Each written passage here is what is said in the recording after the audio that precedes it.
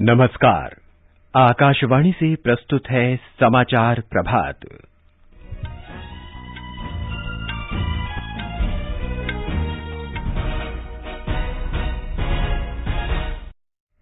प्रधानमंत्री नरेंद्र मोदी अमेरिका की 4 दिन की यात्रा पर वाशिंगटन डीसी पहुंचे। प्रधानमंत्री आज अमेरिका की उपराष्ट्रपति कमला हैरिस और अमेरिकी कंपनियों के प्रमुखों से मुलाकात करेंगे। ऑस्ट्रेलिया के प्रधानमंत्री स्कॉट मॉरिसन और जापान के प्रधानमंत्री योशिहिदे सुगा के साथ भी उनकी द्विपक्षीय बैठक होगी। G4 देश भारत, ब्राजील, जर्मनी और जापान ने संयुक्त राष्ट्र सुरक्षा परिषद को अधिक विधि सम्मत, प्रभावी और प्रातिनिधिक बनाने के लिए सुधार की जरूरत पर बल दिया। प्रधानमंत्री नरेंद्र मोदी ने अंतर्राष्ट्रीय यात्रा को सुगम बनाने के लिए वैक्सीन प्रमाण पत्र की परस्पर मान्यता का आग्रह किया। देश में टीकाकरण अभियान के अंतर्गत 83 करोड़ से अधिक कोविड रोधी टीके लगाए गए। भारत और संयुक्त अरब अमारात के बीच व्यापक आर्थिक भागीदारी समझौता वार्ता का पहला चरण आज। लेह में पहला हिमालय फिल्म महोत्सव कल से और आईपीएल क्रिकेट में दिल्ली कैपिटल्स ने दुबई में सनराइजर्स हैदराबाद को 8 विकेट से हराया।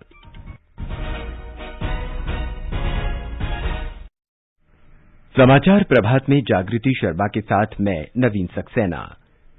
देशभर में 18 वर्ष से अधिक आयु वर्ग के लिए सरकारी केंद्रों में निःशुल्क कोविड टीकाकरण अभियान जारी है। युवाओं से आग्रह है कि टीका जरूर लगवाएं और अन्य लोगों को भी इसके लिए प्रोत्साहित करें। जब तक आवश्यक न हो, घर से बाहर न निकलें और सुरक्षा के 3 सरल उपायों का पालन करें। मास्क लगाएं, 2 गज की सुरक्षित दूरी बनाए रखें, हाथ और चेहरा साफ रखें। कोविड संबंधी जानकारी और मार्गदर्शन के लिए राष्ट्रीय हेल्पलाइन नंबर 01123978046 और 1075 पर संपर्क करें। और अब समाचार विस्तार से।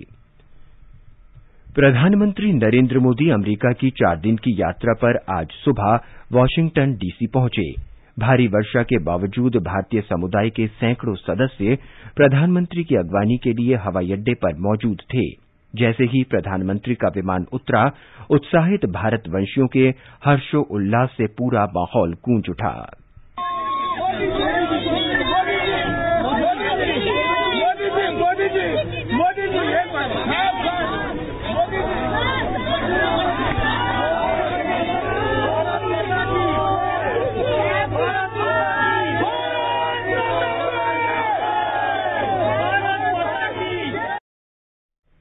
श्री मोदी ने आत्मीय स्वागत के लिए भारतीय समुदाय का आभार व्यक्त किया। एक ट्वीट में उन्होंने कहा कि भारतवंशी हमारी शक्ति हैं और ये सराहनीय है कि किस तरह भारतीय समुदाय ने पूरे विश्व में विशिष्ट पहचान बनाई है। प्रधानमंत्री की अमेरिका यात्रा की ताजा जानकारी के लिए अब हम चलते हैं वाशिंगटन डीसी में अपने विशेष संवाददाता डॉक्टर अतुल तिवारी के पास। अतुल, प्रधानमंत्री नरेंद्र मोदी अमेरिका पहुंच चुके हैं, हमें वहां के माहौल के बारे में बताएं। हाँ नवीन, प्रधानमंत्री नरेंद्र मोदी वाशिंगटन डीसी के एंड्रयूज एयरफोर्स बेस पर यहां के समय के अनुसार शाम 6 बजे एयर इंडिया 1 से उतरे। हवाई अड्डे पर बारिश की छींटों के बीच उनका स्वागत हुआ।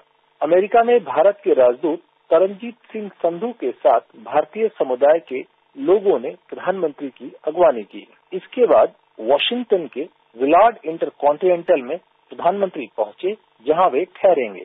यहां उनका रस्मी तौर पर स्वागत भारतीय समुदाय के लोगों ने किया।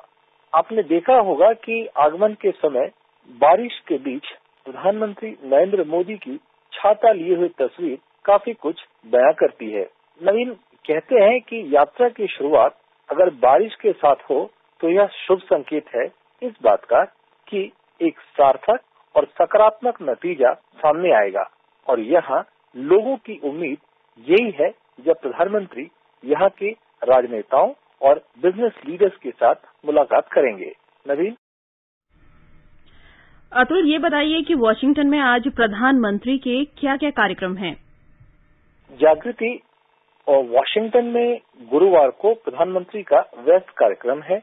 सबसे पहले उनकी मुलाकात अमेरिका के चोटी के सीईओ के साथ होगी। इनमें Qualcomm, Adobe, first solar, Blackstone और जनरल एटॉमिक्स के सीईओ शामिल हैं। जाहिर है जोर मेक इन इंडिया और निवेश पर रहेगा। प्रधानमंत्री आज ही ऑस्ट्रेलिया के प्रधानमंत्री स्कॉट मॉरिसन और जापान के प्रधानमंत्री योशिहिदे सुगा से भी मिलेंगे। नेताओं के बीच अलग अलग और आमने सामने द्विपक्षीय वार्ता होगी। इसके बाद प्रधानमंत्री अमेरिकी उपराष्ट्रपति कमला हैरिस से मिलने जाएंगे। दोनों नेताओं की यह आमने सामने पहली बैठक है जिसमें विज्ञान और तकनीक के क्षेत्र में सहयोग के नए अवसर तलाशने के बारे में चर्चा होने की पूरी संभावना है। जागृति, इस जानकारी के लिए बहुत बहुत धन्यवाद अतुल। प्रधानमंत्री ने कल अमेरिका रवाना होने से पहले कहा कि उनकी यात्रा व्यापक वैश्विक रणनीतिक साझेदारी मजबूत करने का अवसर बनेगी तथा भारत के रणनीतिक साझेदार जापान और ऑस्ट्रेलिया के साथ संबंध और मजबूत होंगे तथा महत्वपूर्ण वैश्विक मुद्दों पर सहयोग बढ़ाया जा सकेगा। श्री मोदी ने कहा कि वो राष्ट्रपति जो बाइडेन के साथ भारत अमेरिका वैश्विक रणनीतिक साझेदारी की समीक्षा करेंगे तथा परस्पर हित के क्षेत्रीय और वैश्विक मुद्दों पर विचार करेंगे। प्रधानमंत्री ने कहा कि वो विशेष रूप से विज्ञान और प्रौद्योगिकी क्षेत्र में दोनों देशों के बीच सहयोग के अवसरों का पता लगाने के लिए अमेरिका की उपराष्ट्रपति कमला हैरिस के साथ बैठक की उत्सुकता से प्रतीक्षा कर रहे हैं। अमेरिका में भारतीय राजदूत तरनजीत सिंह संधू ने कहा है कि प्रधानमंत्री की अमेरिका यात्रा के दौरान 6 प्रमुख कार्यक्रम हैं। Prime Minister's visit to United States has 6 broad elements. So, first is, of course, bilateral meeting with President Biden. Second is the meeting with the Vice President Kamala Harris. Third is the Quad Summit. Fourth is the interactions with Prime Ministers of Australia and Prime Minister of Japan separately. Then there is an interaction with select industry leaders. And finally, there is the UN section. Shri Sandhu ने कहा कि quad संगठन समान विचारधारा वाले देशों का समूह है जो अंतर्राष्ट्रीय मुद्दों और समस्याओं पर ध्यान केंद्रित करने के लिए एक साथ हुए हैं। 3-4 मुद्दे हैं जिसपे काफी स्ट्रांग कोऑपरेशन और पार्टनरशिप होगी। पहला वैक्सीन का है। चारों कंट्रीज अपनी स्ट्रेंथ है उसको पूल टुगेदर कर रही हैं। यूनाइटेड स्टेट्स टेक्नोलॉजी दे रहा है, जापान फाइनेंस कर रहा है और ऑस्ट्रेलिया अपनी लिफ्ट पावर दे रहा है और इंडिया प्रोडक्शन कैपेबिलिटी में और कैपेसिटी में बहुत स्ट्रांग है, वो मैन्युफैक्चर करेगा। सो उसी तरह से डिजिटल और फ्यूचर टेक्नोलॉजीज में वो सेकंड पहलू। और थर्ड इज क्लाइमेट चेंज। चारों लीडर्स कमिटेड हैं एंड इसमें भी बहुत पोटेंशियल है इन्वेस्टमेंट्स का। चारों इकट्ठे होके एक दूसरे की इसमें मदद करेंगे। G4 संगठन के सदस्य देशों भारत, ब्राजील, जर्मनी और जापान के विदेश मंत्रियों ने संयुक्त राष्ट्र सुरक्षा परिषद को अधिक विधि सम्मत, प्रभावी और प्रातिनिधिक बनाने के लिए तत्काल सुधार की जरूरत पर जोर दिया है। इन चारों देशों के विदेश मंत्रियों भारत के एस जयशंकर, ब्राजील के कार्लोस अल्बर्टो फ्रैंकोराका, जर्मनी के हैको मास और जापान के तोशिमित्सु मोटेगी ने कल रात न्यूयॉर्क में संयुक्त राष्ट्र महासभा से अलग बैठक की। इन मंत्रियों ने बैठक के बाद जारी संयुक्त वक्तव्य में कहा कि सुरक्षा परिषद में सुधारों को अब रोका नहीं जा सकता। सुरक्षा परिषद को उभरती जटिलताओं तथा अंतर्राष्ट्रीय शांति और सुरक्षा के समक्ष आ रही चुनौतियों से निपटने के लिए स्थायी और अस्थायी सदस्यों की संख्या बढ़ानी होगी, तभी परिषद अपने कर्तव्यों का प्रभावी ढंग से निर्वाह कर सकेगी। G4 के मंत्रियों ने विस्तारित सुरक्षा परिषद में स्थायी सदस्यता के लिए एक दूसरे की दावेदारी के प्रति समर्थन दोहराया। भारत और संयुक्त अरब अमारात के बीच व्यापक आर्थिक भागीदारी समझौता वार्ता का पहला दौर आज होगा। नए रणनीतिक आर्थिक समझौते से 5 वर्षों में द्विपक्षीय व्यापार $100 अरब तक बढ़ जाने की उम्मीद है। वाणिज्य और उद्योग मंत्री पीयूष गोयल और संयुक्त अरब अमारात के विदेश व्यापार राज्य मंत्री डॉक्टर थानी बिन अहमद अल ज़ैदी ने कल इस वार्ता की औपचारिक शुरुआत की। दोनों मंत्रियों ने जोर देकर कहा कि इस समझौते से दोनों देशों में रोजगार के नए अवसर पैदा होंगे, जीवन स्तर उन्नत होगा और व्यापक सामाजिक तथा आर्थिक अवसर उपलब्ध होंगे। डॉक्टर थानी बिन अहमद अल ज़ैदी और संयुक्त अरब अमारात का प्रतिनिधिमंडल दोनों देशों के बीच मौजूदा व्यापार और निवेश संबंधों के विस्तार सहित द्विपक्षीय आर्थिक संबंधों में सुधार के उद्देश्य से बातचीत के लिए नई दिल्ली में है। दोनों पक्ष इस साल दिसंबर तक आपसी विचार विमर्श पूरा करके आंतरिक कानूनी प्रक्रियाओं के संपन्न होने के बाद मार्च 2022 में एक औपचारिक समझौते पर हस्ताक्षर करेंगे। भारत और संयुक्त अरब अमारात एक दूसरे के सबसे बड़े व्यापारिक साझेदार हैं। अमेरिका में वैज्ञानिक समुदाय और उद्यमियों ने प्रधानमंत्री नरेंद्र मोदी की अमेरिका यात्रा का स्वागत किया है। उन्होंने आशा व्यक्त की कि इससे दोनों देशों के बीच सहयोग और विचारों के आदान प्रदान को बढ़ावा मिलेगा। सैन डिएगो से आकाशवाणी से बातचीत में मुख्य वैज्ञानिक अधिकारी और ट्रायंगुलम बायोफार्मा के संस्थापक संजय पांडे ने कहा कि इससे नवाचार की भावना को बढ़ावा मिलेगा।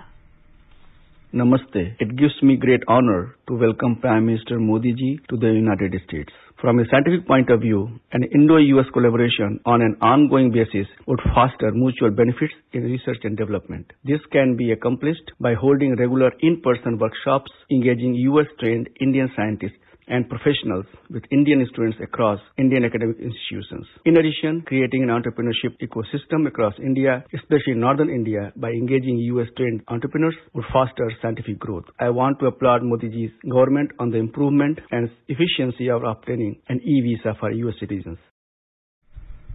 प्रधानमंत्री नरेंद्र मोदी ने कहा है कि भारत ने हमेशा संपूर्ण मानव जगत को एक परिवार माना है। उन्होंने कहा कि देश के फार्मास्यूटिकल उद्योग ने कम लागत के नैदानिक किट, औषधि, चिकित्सा उपकरण और पीपीई किट तैयार किए हैं तथा अनेक विकासशील देशों को सुलभ विकल्प उपलब्ध करा रहा है। वैश्विक कोविड सम्मेलन में श्री मोदी ने कहा कि इस वर्ष की शुरुआत में भारत ने वैक्सीन उत्पादन को 95 अन्य देशों और संयुक्त राष्ट्र शांति रक्षकों के साथ साझा किया और पूरा विश्व भी एक परिवार की तरह महामारी की दूसरी लहर के दौरान भारत के साथ खड़ा रहा। इस एकजुटता और सहयोग के लिए उन्होंने सबका आभार व्यक्त किया। श्री मोदी ने कहा कि जब तक कोरोना रोधी नए टीके विकसित किए जा रहे हैं, तब तक भारत सरकार मौजूदा टीकों का उत्पादन भी बढ़ा रही है। प्रधानमंत्री ने कहा कि उत्पादन बढ़ने से सरकार अन्य देशों को भी फिर इसकी आपूर्ति कर सकेगी। उन्होंने कहा कि वैक्सीन प्रमाण पत्र की परस्पर मान्यता के बाद अंतर्राष्ट्रीय यात्राएं आसान बनाई जानी चाहिए। देश में 83 करोड़ से अधिक कोविड रोधी टीके लगाए जा चुके हैं। केंद्रीय स्वास्थ्य मंत्रालय ने बताया कि 61 करोड़ से अधिक टीके पहली डोज के रूप में और 21 करोड़ से अधिक दूसरी डोज के रूप में लगाए जा चुके हैं। मंत्रालय ने कहा कि कल 64 लाख से अधिक टीके लगाए गए। स्वास्थ्य मंत्रालय ने लोगों से त्योहार के मौसम में सतर्कता बरतने को कहा है ताकि कोविड के मामले न बढ़ें। कोविड चर्चा के दौरान मंत्रालय में संयुक्त सचिव लव अग्रवाल ने कहा कि देश में अगले 3 महीने बहुत ही संवेदनशील हैं और इस दौरान किसी भी तरह की कोई ढिलाई नहीं बरती जानी चाहिए। उन्होंने लोगों से कोविड के नियमों का पालन करते हुए त्योहार मनाने की अपील की है। और आगे बढ़ने से पहले एक नजर मुख्य समाचारों पर। प्रधानमंत्री नरेंद्र मोदी अमेरिका की 4 दिन की यात्रा पर वाशिंगटन डीसी पहुंचे। प्रधानमंत्री आज अमेरिका की उपराष्ट्रपति कमला हैरिस और अमेरिकी कंपनियों के प्रमुखों से मुलाकात करेंगे। ऑस्ट्रेलिया के प्रधानमंत्री स्कॉट मॉरिसन और जापान के प्रधानमंत्री योशिहिदे सुगा के साथ भी उनकी द्विपक्षीय बैठक होगी। G4 देश भारत, ब्राजील, जर्मनी और जापान ने संयुक्त राष्ट्र सुरक्षा परिषद को अधिक विधिसम्मत, प्रभावी और प्रातिनिधिक बनाने के लिए सुधार की जरूरत पर बल दिया। प्रधानमंत्री नरेंद्र मोदी ने अंतर्राष्ट्रीय यात्रा को सुगम बनाने के लिए वैक्सीन प्रमाण पत्र की परस्पर मान्यता का आग्रह किया। देश में टीकाकरण अभियान के अंतर्गत 83 करोड़ से अधिक कोविड रोधी टीके लगाए गए। भारत और संयुक्त अरब अमारात के बीच व्यापक आर्थिक भागीदारी समझौता वार्ता का पहला चरण आज। लेह में पहला हिमालय फिल्म महोत्सव कल से और आईपीएल क्रिकेट में दिल्ली कैपिटल्स ने दुबई में सनराइजर्स हैदराबाद को 8 विकेट से हराया। सूचना और प्रसारण मंत्री अनुराग ठाकुर कल लद्दाख के लेह में पहले हिमालयन फिल्म उत्सव का उद्घाटन करेंगे। ये समारोह 24 से 28 सितंबर तक 5 दिन चलेगा। फिल्म समारोह का आयोजन भारत की स्वाधीनता के 75 वर्ष के सिलसिले में चल रहे आजादी का अमृत महोत्सव के अंतर्गत किया जा रहा है। फिल्म समारोह के उद्घाटन में हाल में प्रदर्शित फिल्म शेरशाह के निर्देशक विष्णुवर्धन तथा प्रमुख कलाकार सिद्धार्थ मल्होत्रा समेत कई कलाकार मौजूद रहेंगे। इस समारोह का उद्देश्य स्थानीय फिल्म निर्माताओं को मंच प्रदान करना और लद्दाख को आकर्षक फिल्म केंद्र के रूप में उजागर करना है। आकाशवाणी का समाचार सेवा प्रभाग स्पॉटलाइट कार्यक्रम में विशेष श्रृंखला सेवा और समर्पण 20 साल सुशासन के प्रसारित कर रहा है। आज का विषय है डिजिटल इंडिया, फाइनेंशियल इंक्लूजन। ये डिजिटल वित्तीय समावेशन और भारत के समावेशी विकास की प्रधानमंत्री नरेंद्र मोदी की परिकल्पना दर्शाता है। हमारा विशेष कार्यक्रम आज रात 9:15 पर FM गोल्ड चैनल और अतिरिक्त फ्रीक्वेंसियों पर सुना जा सकता है। ये हमारी वेबसाइट newsonair.com और YouTube channel news on AIR official पर भी उपलब्ध रहेगा। कोरोना वायरस के बारे में जागरूकता बढ़ाने के लिए कोरोना जागरूकता श्रृंखला में आज रात 9:30 बजे अहमदाबाद से डॉक्टर मोना देसाई श्रोताओं के सवालों के जवाब देंगी। आजादी का अमृत महोत्सव कार्यक्रम के अंतर्गत आकाशवाणी समाचार अपनी श्रृंखला वीर गाथा में प्रत्येक बृहस्पतिवार परिक्रमा कार्यक्रम में शाम 4:45 पर प्रमुख क्रांतिकारियों की प्रेरक कहानी प्रस्तुत करता है। आज के कार्यक्रम में हम आपको सुनवाएंगे रामचंद्र विद्यार्थी की जीवन गाथा।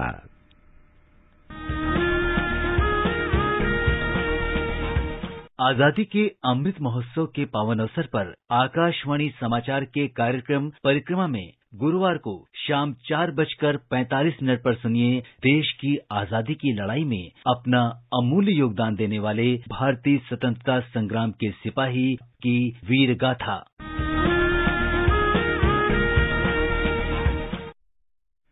आजादी का अमृत महोत्सव के अंतर्गत आइए अब सुनते हैं आकाशवाणी की विशेष प्रस्तुति आजादी का सफर।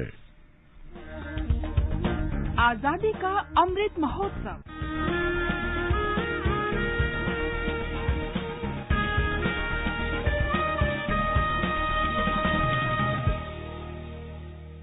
आजादी का सफर आकाशवाणी के संग एक राष्ट्र का जन्म। भारत का गौरवशाली स्वतंत्रता संग्राम आधुनिक विश्व के महानतम संघर्षों में से एक है। आकाशवाणी समाचार प्रतिदिन आपके लिए ला रहा है इस संग्राम की एक झलक। आज की इस कड़ी में हम आपको बताएंगे महान क्रांतिकारी स्वतंत्रता सेनानी राव तुलाराम के बारे में। 1857 के भारतीय स्वतंत्रता के पहले युद्ध के इस महान सेनानी की आज पुण्यतिथि है। हरियाणा में नायक के रूप में सम्माननीय तुलाराम ने राज्य में ब्रिटिश सेना के खिलाफ लड़ाई लड़ी।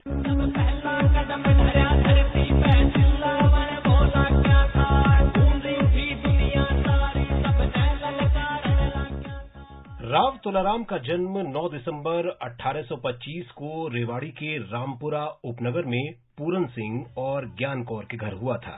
उन्होंने 1839 से लेकर 1857 तक 18 वर्षों तक रेवाड़ी पर शासन किया।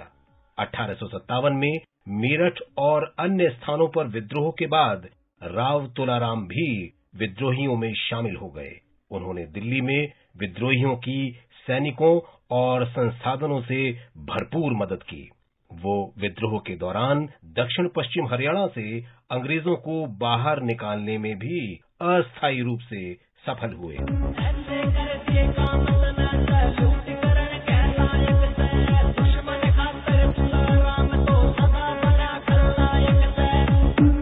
17 मई 1857 को राव तुलाराम ने अपने चचेरे भाई राव गोपाल देव और उनके सहयोगियों के एक समूह के साथ स्थानीय तहसीलदार को अपदस्थ किया। उन्होंने लगभग 5000 सैनिकों का एक दल खड़ा किया और रामपुरा के किले में बंदूकें और गोला बारूद बनाना शुरू कर दिया।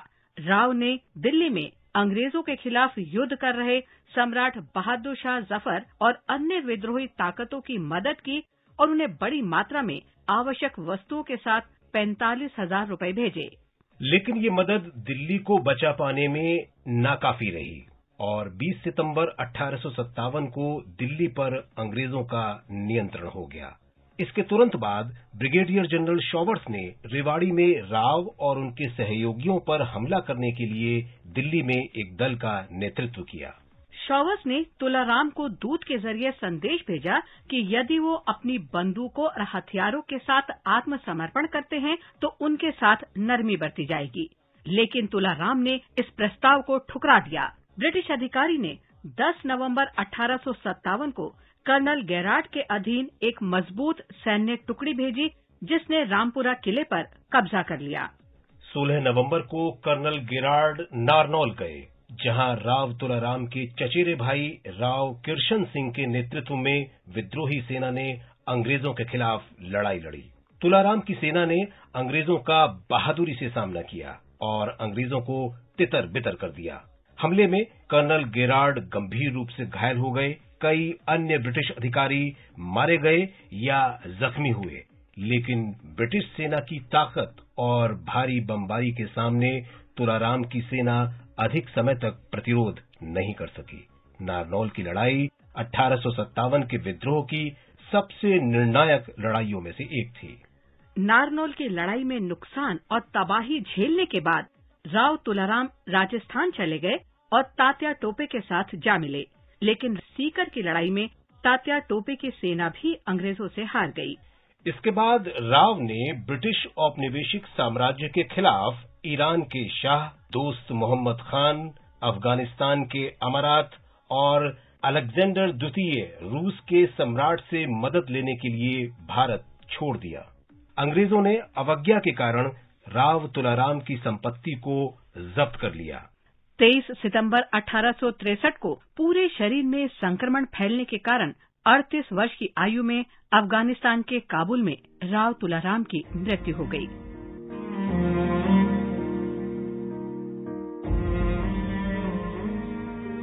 राव तुलाराम ने अपनी अंतिम सांस तक ब्रिटिश साम्राज्यवाद के खिलाफ लड़ने के लिए गठबंधन बनाने का प्रयास किया। राव तुलाराम की पुण्यतिथि के उपलक्ष्य में रेवाड़ी के रामपुरा में हर साल सितंबर में 2 दिन का शहीदी मेला लगता है। राव तुलाराम के सम्मान में भारत सरकार ने 23 सितंबर 2001 को डाक टिकट भी जारी किया। राव तुलाराम जैसे शहीदों की निस्वार्थ सेवा और बलिदान का भारत सदैव ऋणी रहेगा। इसके साथ ही आजादी का सफर आकाशवाणी समाचार के संग का ये अंक समाप्त हुआ। मिलते हैं कल अगली कड़ी में।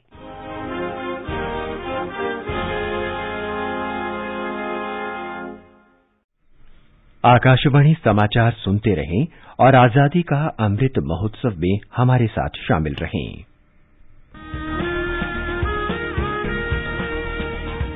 आजादी के 75 वर्षों का पर्व अमृत महोत्सव के पावन अवसर पर आकाशवाणी समाचार लेकर आया है अमृत महोत्सव क्विज। आप भी इस क्विज का हिस्सा बन सकते हैं। हमारे समाचार बुलेटिनों में पूछे गए स्वतंत्रता आंदोलन से जुड़े प्रश्नों का जवाब देकर। आपसे ये सवाल प्रत्येक सोमवार और मंगलवार को सुबह 8 बजे प्रसारित होने वाले बुलेटिन समाचार प्रभात में पूछे जाएंगे। श्रोता ईमेल अमृत महोत्सव quiz@gmail.com पर अपने जवाब भेज सकते हैं। जवाब के साथ आप अपना नाम, पता और फोन नंबर भी भेजिए ताकि विजेता बनने पर हम आपसे संपर्क कर सकें। विजेता का चुनाव ईमेल पर मिले सही जवाबों में से लकी ड्रॉ के माध्यम से होगा और इसकी घोषणा अगले दिन इसी बुलेटिन में की जाएगी। विजेता को प्रमाण पत्र के साथ एक उपहार भी दिया जाएगा। साथ ही विजेता का नाम हमारे ट्विटर हैंडल पर भी फ्लैश होगा। तो आइए मनाएं आजादी के 75 वर्षों का पर्व अमृत महोत्सव आकाशवाणी समाचार के साथ।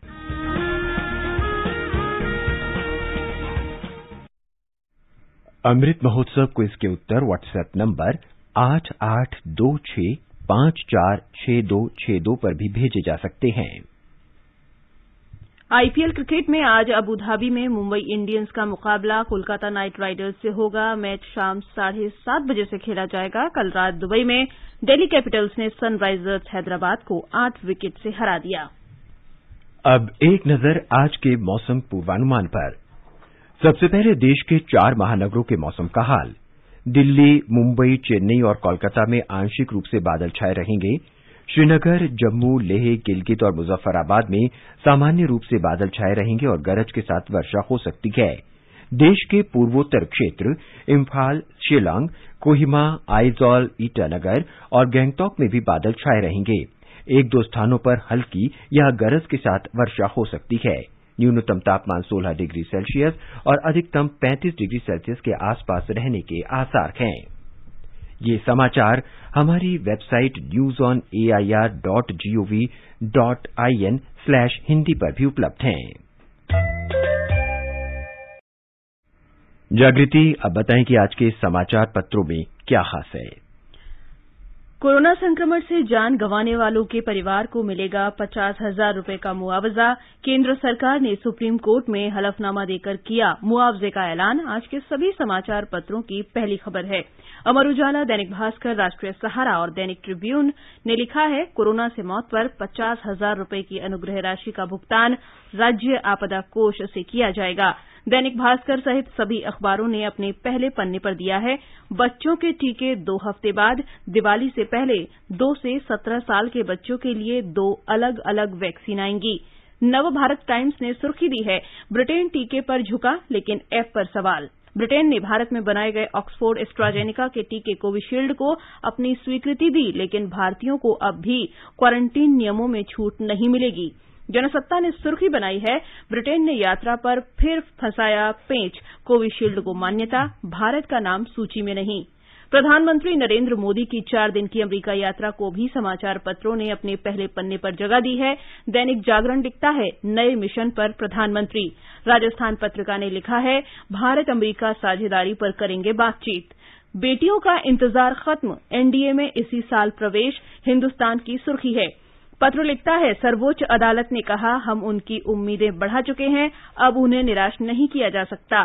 14 नवंबर को देश में कराई जाएगी एनडीए परीक्षा।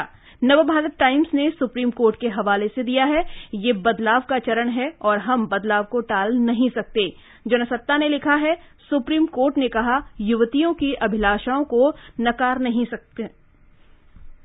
मून टूरिज्म की तैयारी, चांद पर 2024 तक दिखने लगेंगे पर्यटक, स्थायी आवास बनेंगे। दैनिक भास्कर की खबर है। सोनी पिक्चर्स और जी एंटरटेनमेंट के विलय को मंजूरी की खबर जनसत्ता सहित सभी अखबारों में है। अंत में मुख्य समाचार एक बार फिर। प्रधानमंत्री नरेंद्र मोदी अमेरिका की 4 दिन की यात्रा पर वाशिंगटन डीसी पहुंचे। प्रधानमंत्री आज अमेरिका की उपराष्ट्रपति कमला हैरिस और अमेरिकी कंपनियों के प्रमुखों से मुलाकात करेंगे। ऑस्ट्रेलिया के प्रधानमंत्री स्कॉट मॉरिसन और जापान के प्रधानमंत्री योशिहिदे सुगा के साथ भी उनकी द्विपक्षीय बैठक होगी। G4 देश भारत, ब्राजील, जर्मनी और जापान ने संयुक्त राष्ट्र सुरक्षा परिषद को अधिक विधि सम्मत, प्रभावी और प्रातिनिधिक बनाने के लिए सुधार की जरूरत पर बल दिया। प्रधानमंत्री नरेंद्र मोदी ने अंतर्राष्ट्रीय यात्रा को सुगम बनाने के लिए कोविड रोधी वैक्सीन प्रमाण पत्र की परस्पर मान्यता का आग्रह किया। देश में टीकाकरण अभियान के अंतर्गत 83 करोड़ से अधिक कोविड रोधी टीके लगाए गए। भारत और संयुक्त अरब अमारात के बीच व्यापक आर्थिक भागीदारी समझौता वार्ता का पहला चरण आज, लेह में पहला हिमालय फिल्म महोत्सव कल से और आईपीएल क्रिकेट में दिल्ली कैपिटल्स ने दुबई में सनराइजर्स हैदराबाद को 8 विकेट से हराया। इसके साथ ही समाचार प्रभात का ये अंक समाप्त हुआ। नमस्कार।